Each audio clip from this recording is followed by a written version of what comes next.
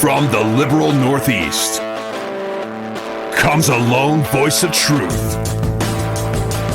Honest commentary in dishonest times. Think deeper with Juan Newsom. This is the Cure Radio Program.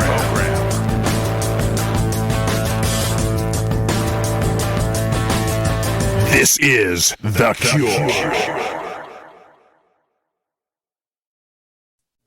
Okay, folks, thank you for tuning in for another episode of The Cure. And I have my guest, Jon Henderson. We're going to talk about Russia and the Ukraine today. So, Jon, I know you've been checking out what's been going on with the Ukraine. This has been a slow build up, ever since foreign policy missteps back since the 1990s. When you really trace it back, it all starts with the Ukraine nuke treaty. I think they called it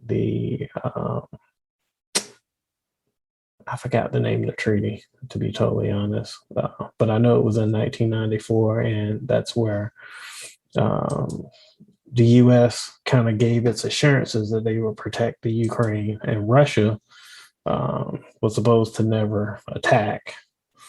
The Budapest Memorandum. That's. Oh yeah. Okay. Yeah.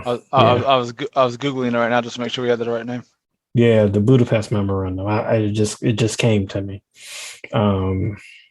So yeah, I just kind of let's start there. The Ukraine gave up their nuke, and then slowly but surely, Putin encroached on their sovereignty and their rights, trying to install puppet regimes over time. Right. He did it 3 or 4 times, attempted to do it 3 or 4 times to install puppet regimes that would kind of bend to the will of the Kremlin. Right. Then you have Obama comes in. Well, let's start with some history that goes beyond that, right? So the one thing we have to remember about Ukraine historically, in the USSR days, the Ukrainian economy, its farmland, agriculture, and the seaports on the Black Sea, its farmland produced 70% at one point of all of Russia's, the USSR's agricultural production. Mm-hmm. Right? Mm-hmm. That's why it was known as the breadbasket of the USSR. So when you look at what they're trying to regain and rebuild, Putin is seeing this from an old KGB Kremlin standpoint, where he wants to maintain at least some kind of autonomy over former Russian areas, to include ensuring that there is food, there is sea access, there are enough resources to make the country defensible. And if they subsume what was the breadbasket back in the day, they can offset their shortfalls and provide kind of a buffer zone between the EU, which is always growing, all the NATO countries. If you've seen that map with all the NATO installations around Russia and everything else, they're continually encroaching on Russian space. Russia wants to, at one point, Putin did request to be part of Russia. And when they said that he would have to go through the process like everybody else, he kind of scoffed at that and said, I'm not going to do that, right? So at the end of the day, Putin is kind of doing his own thing, standing on his own country's behalf because of his historic ties as part of the KGB. And then with the resource replenishment and potential for the Ukraine area and the seaport access, those are critical for that nation's survival, so they're not landlocked. And so that is the whole push behind this from a political and strategic standpoint. He's seizing Ukraine to subsume it as part of Russia. Now, fast forward to the what was it called? The Treaty of what? The Budapest Memorandum. Budapest Memorandum. So what that did was that assured that the Ukrainians, if they signed that memorandum, would not be attacked by Russia. So going forth from 1994, that was the expectation. If they gave up their nukes, they would be kind of a, neutral zone. Neutral zone. They would not be part of that push. When the apple cart began to get upset was when they began to push for entry into the EU, right? So once Putin sees them disappearing as an ally and as someone that he actually is opposed to from a global standpoint, he wants no part of any whether you call it the New World Order or the European Union or whatever else, they have a lot of socialism and other problems that go on as an ideology that contain their countries. If you remember, under the Obama years, we looked at Greece and its complete and utter failure, and whether they kept that in the EU, right? Yeah. And they were wondering, should we bail these people out, right? Because they were $11 billion in debt at some point. Yeah, I think that was it. It was not a big number compared to our stuff, but according to their GDP and everything else that they were focusing on, it was problematic. So that's why Putin sees the Ukraine going to the EU as a political and strategic liability, not only for the resources, but also because of the proximity of people who don't like Russia and aren't friendly to Russia, right? Yeah. Putin, and I remember I did a lot of research on Putin back when he first ascended, into the top position. And, knowing that when the fall of Russia, the Soviet Union really happened, he was in the bowels of the KGB, right? He was in the bowels of the KGB. He was the deputy mayor of St. Petersburg. And that kind of collapse, I think he's still like in a time warp. And he's stuck there. Well, and he just can't get out of there. Imagine if the United States separated and became 50 individual separate nation states, right? Yep. And we want to keep Florida because it's a place where everybody wants to retire, right? Yeah. And it's got all kinds of natural resources there. Cape Canaveral's there. It's got, a whole bunch of different things that we value as a nation. You can throw Disneyland or World, whatever one is there, on that ticket as well. Imagine then the people up in DC that say, oh, crap, we want to hold on to Florida for posterity's sake and because we like to vacation there, right? Yeah, exactly.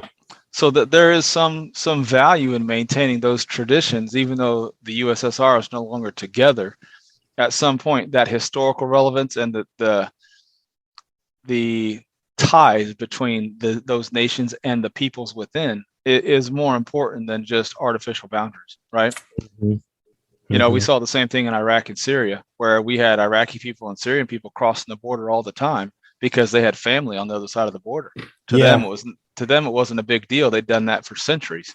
As soon as the United States occupied it and said, "These are your borders; thou shalt not cross."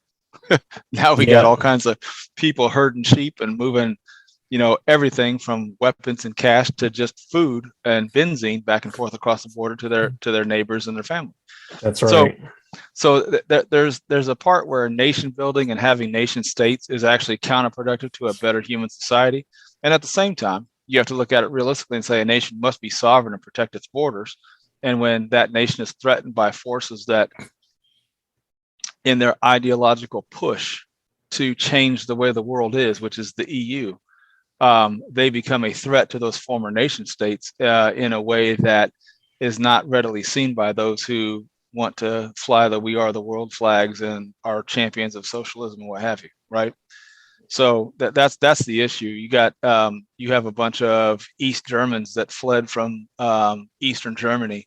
I guess they have managed to institute a neo-Nazi portion in Western Ukraine, right? Yeah. That's problematic. Putin made mention of that. Everybody kind of glossed over that. I made mention of it, but only to observe the fact that there's not that much difference between a National Socialist and a communist, right? Yeah. It's all fascism once you apply the authority to it, right? So those are the kind of things that we need to look at and figure out why Putin is doing what he's doing. But he lost me because I provided some information back in 2014 when he was doing his Crimea push, right? Mm-hmm. For the DOD, I did some analysis and some other stuff on that. And I actually supported his push into Crimea, right? Because it made sense. It made sure that he had seaport access, that it was a retaking of old land that is so far up into that eastern part of the Black Sea that it's not really going to be missed that much, right? And it left most of Ukraine intact, right? Yeah. And then you had Donetsk and there's another city over there that they started having conflicts in on a regular basis. And I said, this could spiral out of control. Well, those are the places that the fighting started this time, right? Then as they moved westward, and then now they're trying to push into Kiev and then take Odessa, which would give them full seaport run across the entire southern portion of Ukraine on the Black Sea, right? Yeah. So that's what we're looking at geographically. Putin has said, I'm just taking the whole thing, and it is what it is. Once he launched the strike on the nuclear facility, right, whether that was intentional or just a misfire, whatever the case may be, and then once he started opening up avenues for people to supposedly flee and then mining those paths and assaulting them with artillery, yeah, he committed war crimes. So there's no clean way out of this now for Putin except jail or death. He hit that hospital today too. They hit a hospital today. Yeah. And there were 17 or so children that got injured in the hospital. Right. I mean, I think he's gone like beyond the pale. Of course, the media is like cycling it over and over and over and over again. And they're they're just coming with the same talking points. Do you think the Ukraine can pull this thing off? I mean, you have a lot of foreign fighters coming in there from Poland, from the UK, right, and from other places to fight. It looks like they have a good combination of, the professional military and the civilian force that they have there. Right. Do you think they can pull it off?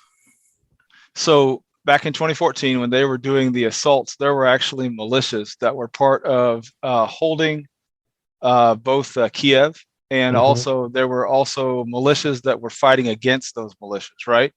So they had a disparate course of who was going to take power. Now that the Russians have made basically they've unified all those different forces. So they actually have Ukrainian forces on all sides of their political party looking to counter Russian forces. In every insurgency, the insurgents really have the advantage if it's their home territory, right? Yeah. Yeah. We saw that in Afghanistan with the Russians in the 80s with Charlie Wilson's war. We saw that in Iraq and Afghanistan with our own issues over the last 20 years. It's going to be the same thing. Yeah, now we've got, I think, 1.9 million people I saw leave today.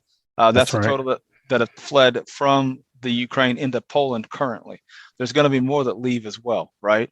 But the people that stay behind are the ones that have something to lose, and they're going to fight for their country. And because they are the people that have the most to lose, they're going to be the most motivated to stay. You got the Russians marching in 40-mile convoys down main roads. Okay, if you actually armed those insurgents with rockets, mines, and other things that would actually take out those convoys and gave them air support, you could actually wipe out probably 40% of the Russian forces on first 48 hours. Wow. Just because their tactical advantage is horrible. They don't know what they're doing. I kind of figured that. And also it's kind of a shame that they're not getting, the air support that they need. I know Zelensky has called, time and time again for a no-fly zone, but even he would settle for just getting a mix from Poland, and that's they've turned that into a logistical problem, right, between DC and the Polish government. How they're going to acquire them, and it's just they're just really getting a runaround when this thing could be. We've had. I'm not going to say the exact number. We've had troops in Poland for a very long time, right? We actually trained and brought over and worked with Polish forces in Iraq, right? So we've had U.S. forces as part of our NATO position over there for a long time. If Poland does launch, Russia knows that there's U.S. backing should they ever try to attack actual Polish territory or soldiers that are on their side of the border, right? Yeah. So they actually have a very strong standoff presence. If they go in with air support or whatever else, then you have a whole nother, another game at play. But you got to look at it from a strategic standpoint. What's the benefit if you're not going to take out those military targets immediately so that there's no viable response? They would have to respond from Moscow, and that becomes a political advantage only, right? So what I mean by that is Putin has extended himself already into the entire Ukrainian sector. Okay. if he continues to road march like he does, which is horrible, he's going to lose anyway.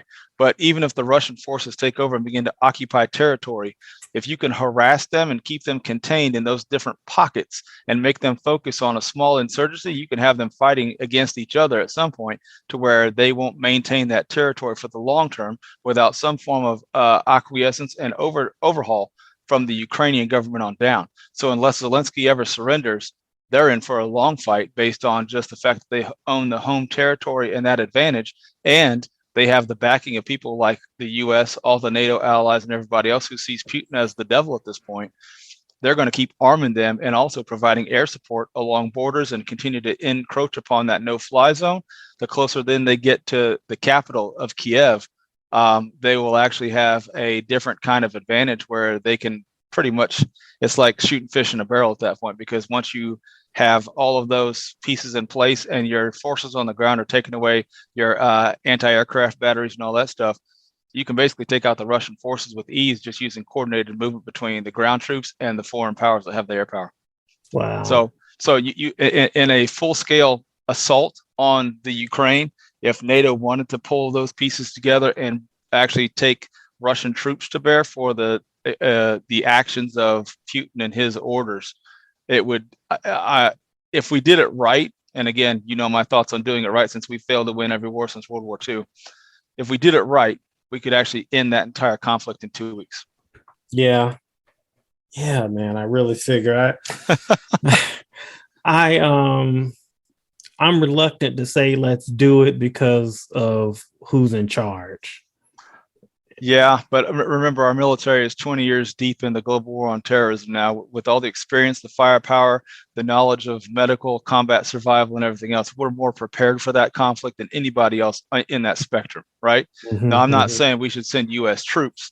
I am saying that sending advisors over, right? Sending folks like me over, if you want to put it that way, right? That actually understand the end game and can actually operate on both an insurgent and asymmetric level and traditional combat role. If you have people that can advise and coordinate and bring those troops together, you don't have to involve American forces at all. You can bring in Polish folks and Hungarian forces.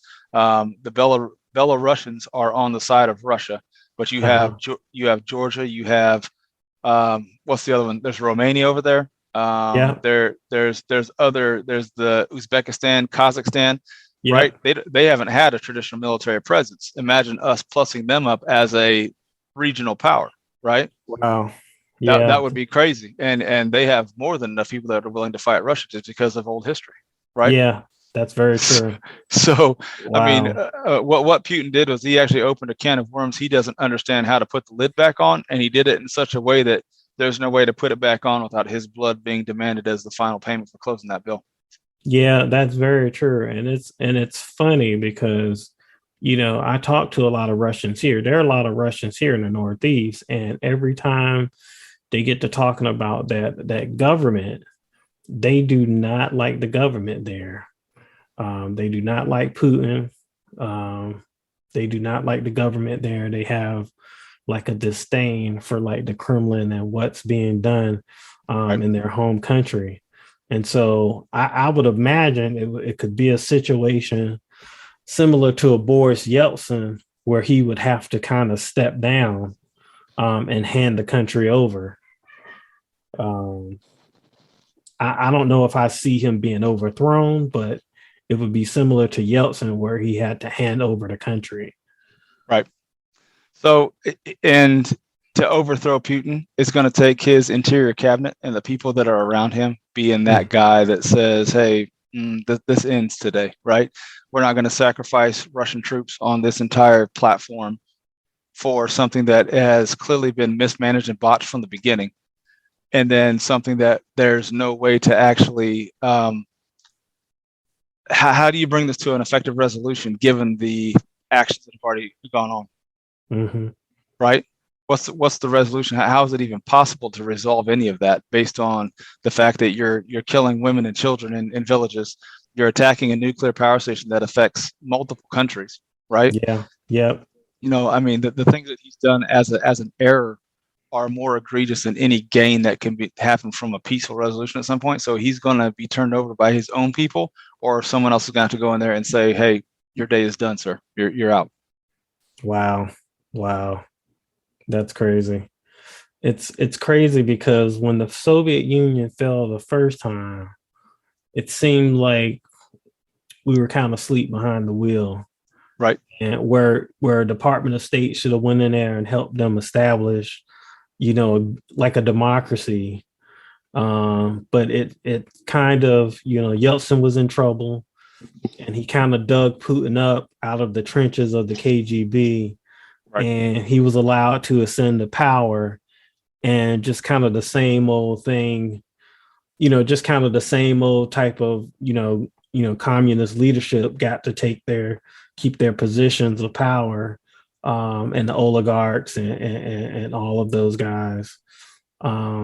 I'm wondering if this time around, could it be something different? Because people in Putin's generation, when you hear some of the people from Russia, especially some of the well-known people, I forget the journalist, the Russian journalist, he was doing a investigation on the whole Chernobyl incident.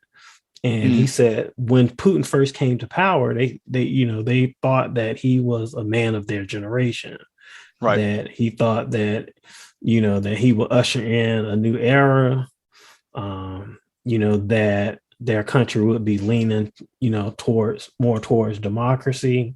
Right. And only to come to find out that it was just the same old. Yeah. So, and we're not gonna change the old horses. It is what it is. If you put McCarthy era Republican up on the station, they're gonna say the exact same thing. and honestly, for the most part, they're not wrong. Right. That's the hard part people have to come to terms with, is that out of all the things that Putin is doing, his intentions going in were not necessarily wrong. Right. But the problem is his actions afterwards. And we all know that good intentions do not outweigh bad outcomes. Right. Mm-hmm. And that's what's happened. Bad outcomes have happened. And you got people fleeing a country that they love, that was part of their family at one point. And if you got people fleeing like that, and that they're facing atrocities and war crimes and everything else, you got to put a stop to that no matter what. So that's unacceptable unless they have actually posed a threat, which they pose a threat to nobody. Yeah. Now, do you think NATO is going to pony up and try to put an end to this, or? Based on their history, my money's on no. I mean, NATO is a very non-committal organization that worries more about commerce and doing business than actually fighting and doing the right thing. Yeah. So I'm no fan of NATO. I'm not a fan of the EU by any stretch of the imagination. I think those are bureaucratic bodies that are they're of the same ilk as the ones that are trying to do climate change by extrapolating money from everybody else and saying, oh, look, we're solving for climate change, and they don't do anything except taking more money. That's right. So NATO, the North American Trade Organizations, that alliance, that's an alliance that builds business partnerships and affects trade around the globe. It's a good thing in concept. When it starts being asked to manage wars instead of do business, it crosses those lines where you're like, can we count on them? No. Can we count on them as war financiers? Maybe, right? They honestly don't have there are no NATO troops, right? There's a coalition of people that are part of NATO that manage to pony up troops, but NATO itself does not own troops. It can command nothing. Okay. Yeah. It's an alliance, right? Just like the UN has no real troops. They're an alliance, and they command other things with the participation of other countries. And if they decide to enter into some kind of a conflict, it's the countries that are participating that pony up the resources, not that organization. That's true. So it's just a bureaucratic body. So when people get spun around the axle about, well, are we going to support NATO? Well, NATO isn't going to do anything except sit on the sidelines and watch anyway. Now, they may pony up some dollars out of their coffers, but they're not doing anything to actually solve or start or stop the war effort. They don't have the power to do that. I have a feeling that things would be a little bit different if Trump was in office. Yeah. Well, I mean, you saw that Putin took no actions while Trump was in office. Now, whatever the motivations for that may be, and I'll be honest with you, because of the whole Russian collusion crap that he was being impeached for that was never proven, and was actually, it was Biden and his crew that were actually the ones diddling in the Ukrainian stuff. when you look at that history and that understanding, not having those ties with Russia to have perhaps staved off this current disaster is probably one of the downfalls of the Trump administration, not intentionally, but how do you reach across the aisle to work with somebody that everyone already thinks you're colluding with and is falsely accusing you of doing, and now you got to turn around and make friends with that guy, or at least negotiate so that there is some form of peace initiative or some kind of a standardization of rules that they follow on that level, right? Yeah. Because once the START treaty was implemented by Obama in 2011, 2012, they started withdrawing all those missiles out of those NATO countries and allies, right? So, and that included the radar, that included all the things that would report, detect, observe, and respond to Russian missiles, to include nuclear and chemical capabilities, right? They put a freeze on Poland missile defense under the START treaty. That's right. And so our part in that was supposed to be 1,500 missiles that we withdrew from all of those countries and, made go away under the Obama administration. So when Trump was in office, he was dealing with the aftermath of that and hoping that nothing would fall apart on his watch while he's being accused of Russian collusion, even though he had no parts in that. And if Russia had acted during that time, our only standoff, honestly, was the guy going out with some tweets and saying, hey, Putin, better back down, buddy, right? Because how else do you counter that if you're totally unprepared and you've already reduced all of your response systems to almost nothing in the countries that would be most directly impacted, right? Yeah. So honestly, Putin's invasion of the Ukraine is Putin's invasion of the Ukraine. If he actually encroaches into other NATO countries, that's on Obama, because Obama withdrew all of those resources to actually make those countries defensible against that kind of an attack. Yeah. And Europe is kind of left out there as far as missile defenses. I know under Trump, Poland got pieces of their missile defenses back. Right. Well, that's because we maintained presence in their country, right? Yeah. Any country that we maintained a presence in was Poland, Germany.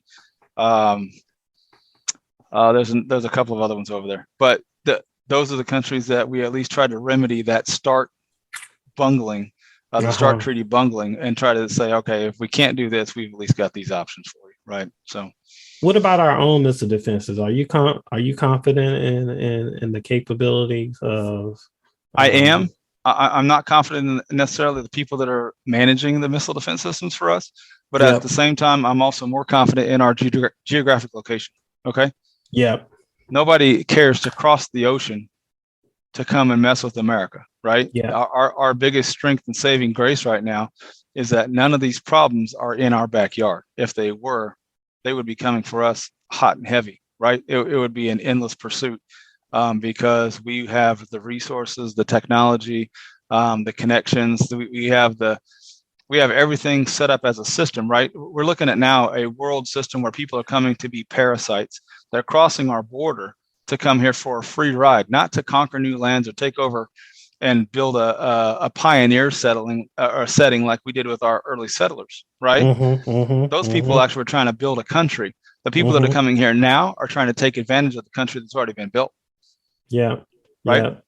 Yeah. So when you look at that from a European standpoint, the countries that have already been built are part of NATO or they're part of Russia, right? Russia was built on the backs of communist totalitarianism, right? Yep. And when they broke those people and made them work and put them into gulags and made sure that they suffered in order to keep all of those goods and services and products flowing, they oppressed so many people and built an economy around that once that fell apart and the Soviet bloc was disconnected in 1991. Once you take all that apart, now the Russians have to fend for themselves, and their imports and exports are what do the work for them economically. So if they're only importing and exporting fuel, caviar, vodka, what are their other exports? They don't sell any cars. They have in the mountains of Siberia, they have precious metals. Okay. They have platinum, gold, copper, silver, right. Stuff but it's a limited market. I mean, it's very limited. How many people are going to survive off of oil, vodka? Right. And then the precious metal. Only the precious metal producers are going to get that money. Well, only the people that control the producers, right? That's the whole downfall of communism, is that once you have all those people in charge, the ones in charge because they're in charge of redistribution of resources, they get to keep all the best for themselves, and everybody else that works for them gets put out in the cold. They give them black bread and have them stand in lines for food, for medical supplies, for everything else. They make the rest of the country their slaves while they sit around and reap the benefits, right? So when you have those kind of folks, they call them the oligarchs, right? All the people that have the yachts and the money coming in from the Russian people that are supplying those resources, they're making their money, but they're already taken care of. When you got everybody else out there starving, at some point, your country is ripe for overthrow from the inside out. Yeah. Right? Yeah. I would say if they didn't have such a powerful propaganda machine in place in Russia, right. I would say, and I would almost say even now, even with the powerful propaganda machine, it's kind of ripe for overthrow, because you see all of the people that are going to jail for protesting the war. So I would even say that it's almost ripe for overthrow. Right. Yeah. So, yeah. And now complicate that and compound it with the fact that if you deploy a whole bunch of Russian forces into the Ukraine to maintain stability for the long haul in a prolonged battle there, how does that weaken your defense forces in Russia actual to keep those people that are under the thumb of communism from overthrowing the government? Exactly. Yeah. I mean, I could only dream. Goodness. So, well, an insurgency in the Ukraine could definitely spark an insurgency in Russia, right? Yeah. So from that strategic standpoint, Putin has overplayed his hand, right, in a major way. And there's not really a whole lot of ways to get that back, honestly. Yeah. His military has definitely underperformed, because I thought, when they attacked, I thought, man, this is really bad. I thought the Ukraine was going to fall in like a couple of days. I'm going to be totally honest. Right. I thought that the whole country would just fold up because they took Crimea within the blink of an eye. I mean, Crimea took 9 months. Yeah, they did, but they walked in there. They walked in there and they kind of took it away from them. Just the way that they took it. Right. I thought the country was going to fall. I thought the capital was going to fall in 3 days. I thought they would have Zelensky and they would kill him, but the the resistance is fighting back, man. This is like their 1776 moment. Well, but remember, a lot of those Ukrainian folks that were down there, they have Ukrainian forces. They have soldiers that were under the USSR. That leadership is still around and available, right, for guidance. Yeah. And they've had a steady soldier presence. I think what was their numbers, like 265,000 active duty soldiers? 265,000 soldiers. Yeah. So that's a significant number that you got fighting against Russian troops, and all of those Ukrainian forces. Those are homegrown folks. They know where to fight. They know where to hide. They know where to get the resources. The Russians don't, right? Yeah. So you can run an insurgency with actual soldiers as well and make it even that much more effective with their tactical knowledge. Yeah. And it seems like, and I hate to be cynical about this, but Biden, he wouldn't, and this is just my thoughts. These are just my thoughts. Biden, he wouldn't be in a rush to help Zelensky out anyway. I mean, just the whole... Only if Zelensky promised to hide all the paperwork and the collusion crap that was actually going on between the Biden family and the Clintons. You're reading my mind. That's the only way Biden gets involved, right? You're reading my mind. If I can cover for my crackhead son, I'm all in. But until I can do that, I'm going to sit back and watch. I'm going to sit on my hands and watch my feet. I'm going to play NATO, right? Yeah. Oh, man. That's what nobody's saying on the news. They're not saying that because all of that has not been really proven, or the people that have proven it have already soiled their reputation by bringing so many false accusations forward that they don't have credibility, right? Yeah. So the reality is that somewhere there was a prosecutor that was fired over there. Trump asked about that prosecutor, and that prosecutor was tied to dealings of oil and other resources between the Ukraine and the United States, and Hunter Biden was somehow a liaison in some of that effort, right? Yeah. Now you factor in the laptop and the prostitution and all that stuff and all the weird photos and crap that were on there. You got another whole ball of wax there, but part of that also includes China. Okay.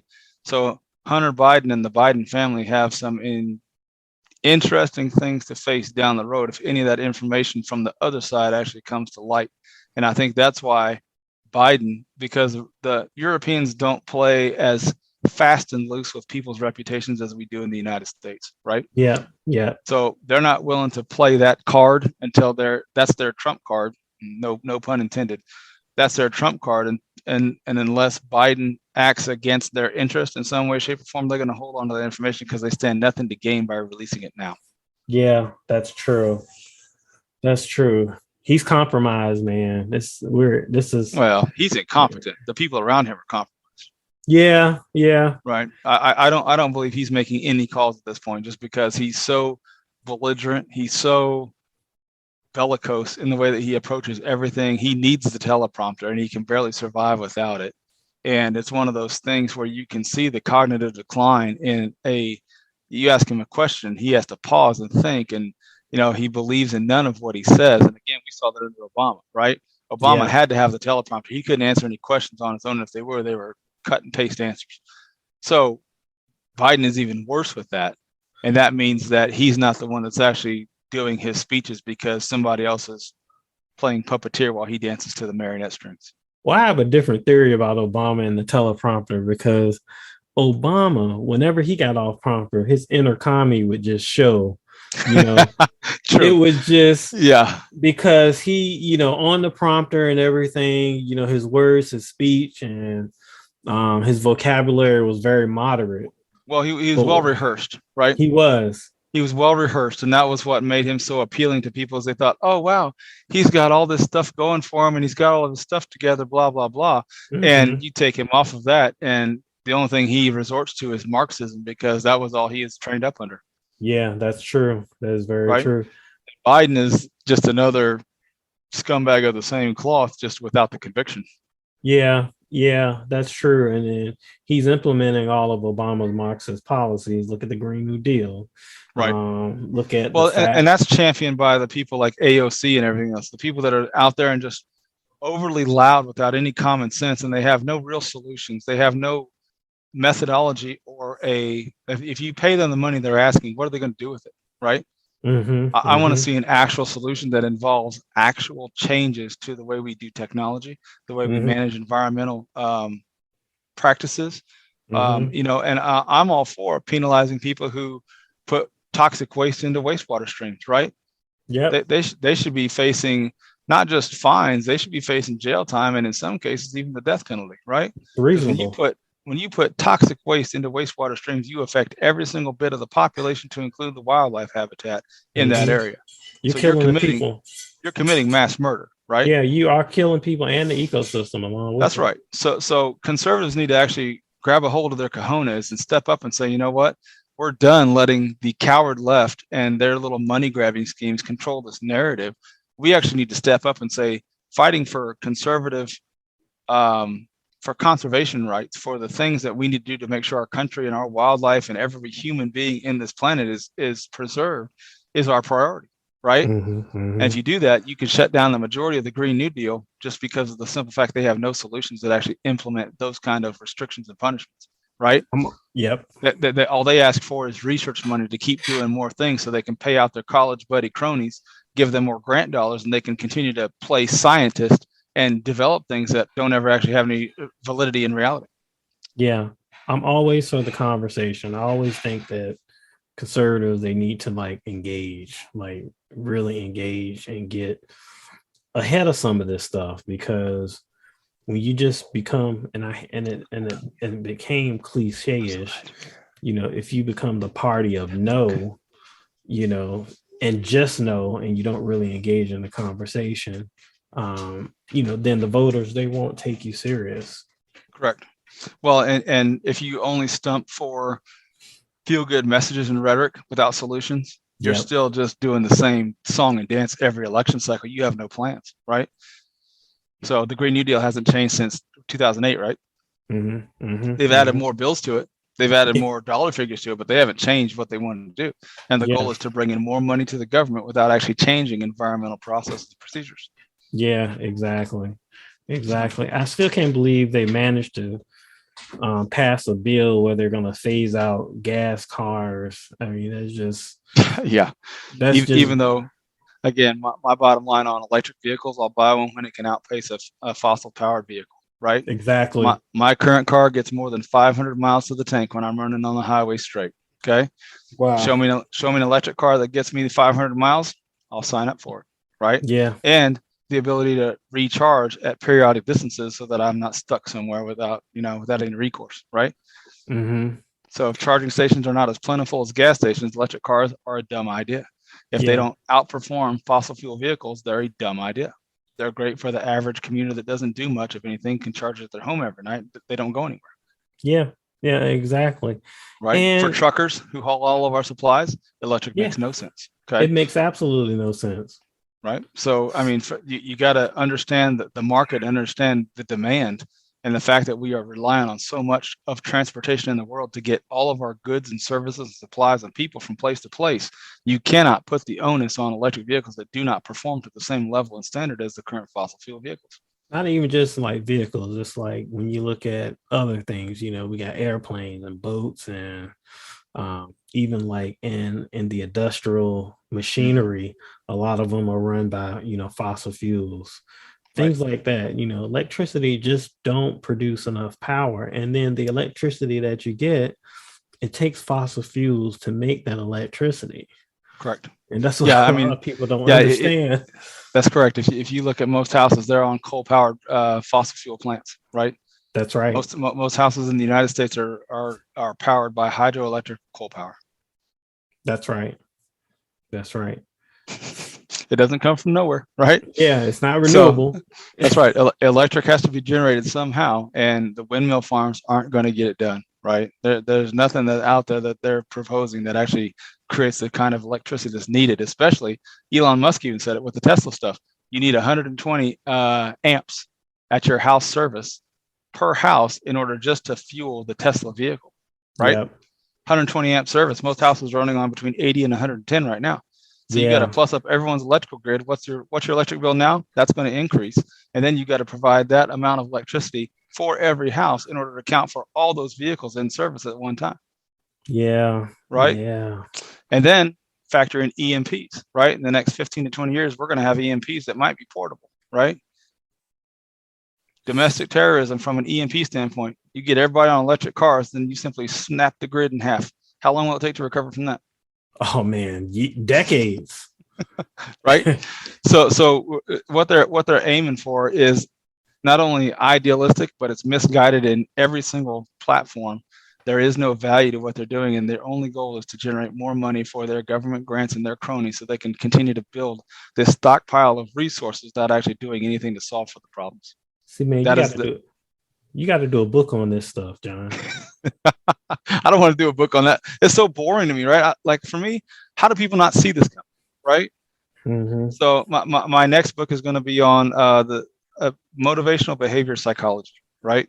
And I'm dealing with everything from the tribalism, the psychology of tribalism to what motivates human behavior and how that interacts with our levels of success and how we adjust and adapt to life as it changes, right? So I'm focused on the human element in the next one as part of the common sense deal. But, for me, common sense for these other government policies, we've been debating this for years and nobody is saying, hey, look, let's stop talking about this until you provide a better solution. There's no point in having the conversation. So exactly. You got to get the spineless rhinos and Republicans that don't have any smarts or courage out of their office and get somebody into this better. I'd say I'd run, but everybody would hate me. So same here. I say I run, but there's somebody who would kill me. This is The Cure.